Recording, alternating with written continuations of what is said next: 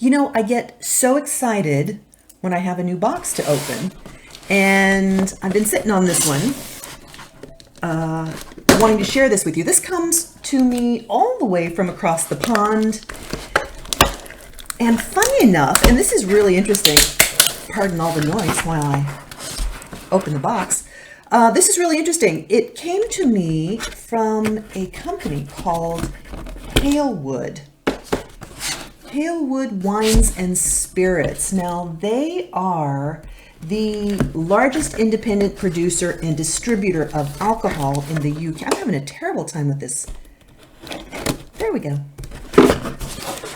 They are the largest independent producer and distributor of alcohol in the UK, and they were wanting to add an American style whiskey, and bourbon in particular. So what they did was they sourced an American bourbon. It's 84% corn. And I don't know which variety they've sent me. I'm getting really excited about this. There we go. Oh, I love the way people wrap that. You know how handy bubble wrap is? Recycle, reuse. So this is called American Eagle. That must be a horrible sound in the video. They wrapped it really nicely. My goodness. There we go. Let's see if I can shimmy it out. Nope. Gonna have to keep making noise. This particular incarnation of whiskey is called American Eagle Bourbon.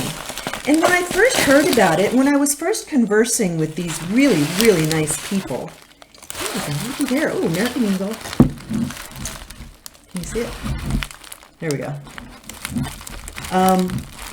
When I was first conversing with these really nice people in England, I said, how is it? Let me see if I can get that up there where you can see the label. Can you see there? It says Tennessee Bourbon Whiskey. I can tell you it is 80 proof. It's been aged for 4 years. And I said to them, I said, how in the world can you actually be producing a bourbon? Because as most of you know, bourbon has to be, by definition, made in America. And I was told that what they did was they actually sourced American bourbon and bottled it in the UK. So it is a true American bourbon whiskey, bourbon style whiskey, but they bottled it and they're selling it in the UK. And eat your hearts out, my fellow Americans. You can't get this in America right now. I'm very, very fortunate that they were able to send me this lovely sample. I always appreciate full-size bottles. Product of Tennessee. Now, you can see there where it says Tennessee Bourbon Whiskey. And this starts a lot of arguments because there's quite a bit of dissension about whether or not a Tennessee whiskey is a bourbon.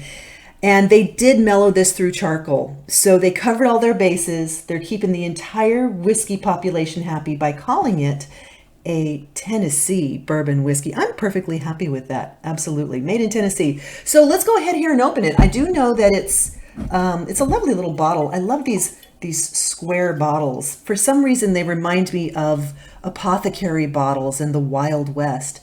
And it's a lovely logo too. Look at that.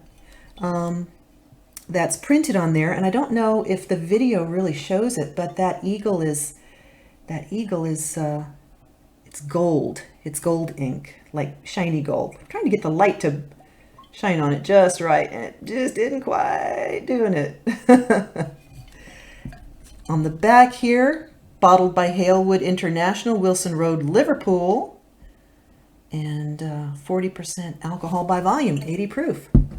Interesting that there's a green label on it. Here in America, most of the time when you see a green label, it indicates that the contents are a rye whiskey, but this time it's going to be a bourbon or Tennessee whiskey. I'm not going to get into that argument. Just telling you what's on the label. So let's see. Here we go. Ready for the sound? Ready, ready, ready? Oh, there we go. That was all right. Pull out my handy tasting glass. I love that sound. Let me see if I can get this over by the microphone. Lovely. Okay, let's go through our 7 steps of tasting then. Put that cork back in. Lay it down where you can see it. Please don't leak. Please don't leak. Okay, good. We're good. The color on this, the color on camera is really pretty much true to life. It's a very much a kind of a straw color. You see that? Very yellowish. It's only a 4-year. Nothing in the world wrong with that. Very high corn content. On the nose, very buttery. Very, I don't really want to say corny, but it's a little corny, but really buttery and sweet vanilla, caramel. There might be a little citrus in there. Might be a little bit of citrus and maybe just the lightest hint of oak, of wood, just a little bit. Wow. The more it sits in there, the more that aroma develops. I'm going to go in, smell it with my mouth open now. That sweetness really comes through. That sweetness really comes through in the aroma. I'm going to add just a touch of water. Remember, this is called breaking the whiskey with water. I'm going to add just about half a teaspoon of my fancy green straw. And then I'm going to nose it again. And actually, I'm getting some light raisiny notes. Very fruity, surprisingly. Fruit and caramel. That's strange, but there's still this sort of almost overarching buttery, popcorny thing going on. Obviously because of the high corn content. I'm going to go ahead and take a taste here now. I'm going to hold it in my mouth for 4 or 5 seconds because that's what you do when you're tasting whiskey. Talk amongst yourselves for 4 or 5 minutes. Oops, 4 or 5 minutes, 4 or 5 seconds.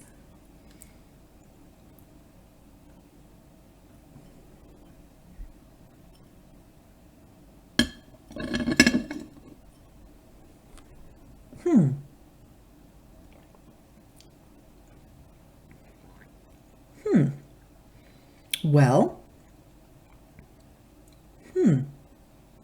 oh wow. I tell you, it started off sort of acerbic, which is why I hesitated, because it wasn't, in all honesty, it wasn't all that pleasant.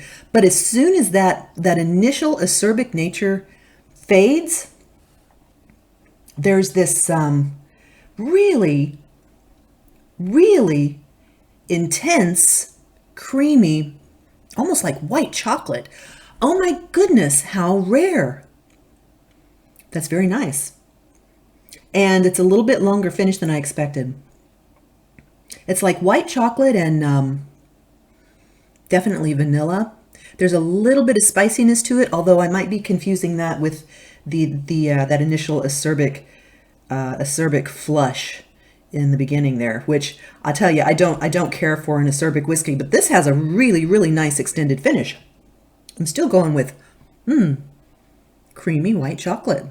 I don't think I've ever tasted a whiskey that had a white chocolate finish to it. Not a white chocolate. There are others that have had chocolate, but this is really, really interesting. I'm going to taste it again.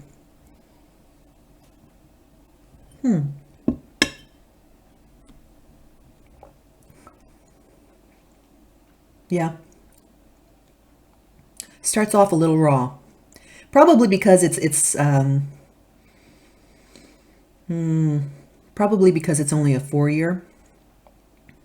But as that initial roughness fades away, there again, that white chocolate. Wow. That is really, really nice. I think that would lend itself tremendously well to a little ginger beer. Little ginger beer, maybe a How about an English Tennessee Mule? How would that be?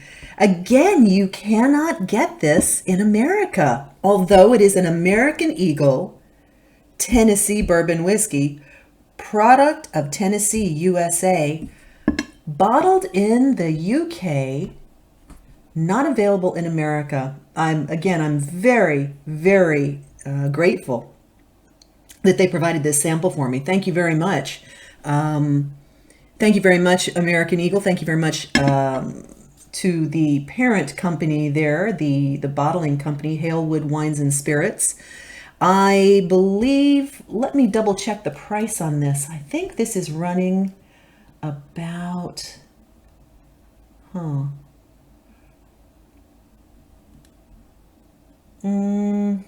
looking, I had it up here. I want to say this is running about $30, $35 a bottle, which is fair. That's completely a fair price. I think that this would be an interesting sipper for those of you who are not in America. I think this is a wonderful introduction to some of our American style whiskeys, our bourbon in particular, our Tennessee whiskeys and bourbons. I think you would enjoy this very much. It's completely different to any of your Irish or Scotch whiskeys. It has a completely unique, completely different character, completely different. And I also think that you could enjoy this without any hesitation, without any guilt, in a lovely cocktail of your choice. I probably would not put it in an old fashioned. I don't think it would hold up very well there. I think you need a little bit deeper, richer whiskey for a good old fashioned. I don't think it would be bad in a Manhattan, but I really think that it would lend itself well to a Tennessee Mule, which would be ginger beer and some lime, a squeeze of lime, and maybe just a touch of simple syrup. I think the sweetness in the simple syrup and the ginger beer would overshadow that acerbic, the initial acerbic nature of the finish. But if you want to sip this, I guarantee you'll really enjoy the finish. Just let it sit on the palate and let it linger, and it tastes like you had some candy. It's really nice. So if you are living in a place, let me see if I can get a little bit better shot of that. There we go. I couldn't, oh dear, it is leaking. I could make it completely vertical so you can see it. If you are living in a place where this is available to you, I highly recommend this. I would probably give this a B. I would give this a B, maybe a B minus, only because of that initial acerbic nature. But since it was provided to me courtesy of Halewood, I'm going to say, let's go ahead and give it a solid B. Go ahead and try it if you can get hold of it, and send me a message. Let me know what you think of it. Stick around. I'll have more videos coming up.